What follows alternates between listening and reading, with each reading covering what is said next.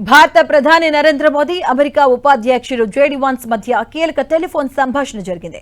ఈ సందర్భంగా ఉభయ దేశాల మధ్య వ్యూహాత్మక సంబంధాలు, ద్వైపాక్షిక సహకారంపై ఇరు నేతలు సుదీర్ఘంగా చర్చించారు.